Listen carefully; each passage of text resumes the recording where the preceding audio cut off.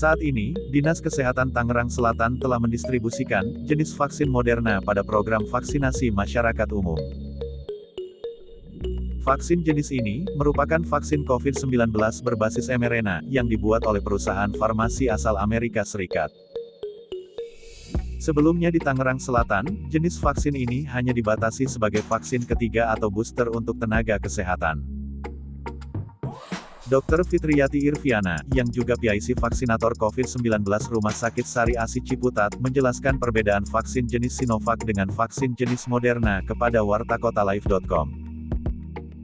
Setiap jenis vaksin pastinya memiliki perbedaan. Vaksin jenis Sinovac merupakan vaksin inaktif, jadi virus yang hidup dimatikan. Untuk vaksin jenis Moderna dibuat dari genetik virusnya sendiri, unsur yang digunakan berbeda dan efek sampingnya juga berbeda.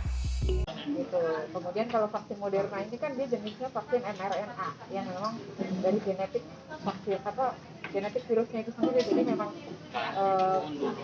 isi vaksinnya beda, kemudian juga efek sampingnya juga beda. Jadi nggak karena memang stoknya habis, Sinovac masih ada, cuman memang untuk stok yang baru datang dari Dinas Kesehatan Tangsel kita disuplainya Moderna.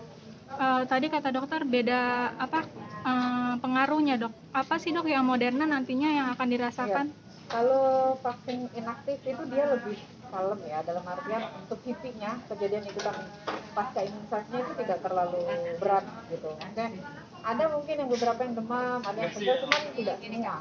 Dia lebih ringan kipinya. Tapi kalau yang Moderna ini memang dia kipinya itu lebih terasa dan lebih terdampak, seperti muncul demam, ada pegel gitu, nyeri atau bengkak di lokasi vaksin, lokasi suntiknya. Kemudian dia juga bisa ada yang terparah bisa gangguan di otot jantung. Gitu. Makanya memang kalau untuk vaksin ini kita hati-hati sekali supaya tidak melakukan olahraga berat pasca vaksin selama seminggu.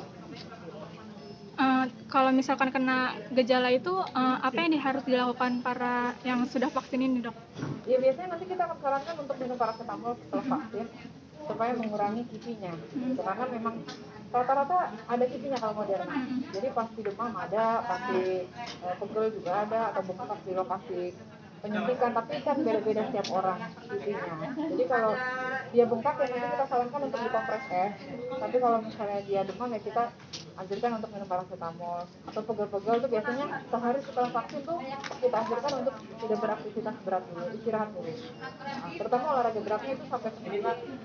Karena memang ada temuan kan kalau untuk vaksin ini gangguan pada otot jantung gitu kalau langsung beraktivitas berat. Selain ibu hamil, apa aja dok yang boleh ikut vaksin hari ini? Selain ibu hamil ada ibu menyusui, ada lansia dan peserta di usia di atas 18 tahun. Untuk ibu menyusui berarti tidak ada gangguan ya? Enggak. Kalau ibu menyusui dia nggak harus pakai surat apa-apa. Yang perlu diperhatikan lebih ke mereka yang sedang hamil. Karena kan kita tidak mungkin mengukur usia kehamilan di sini, jadi memang harus disertakan surat dari dokter kandungan.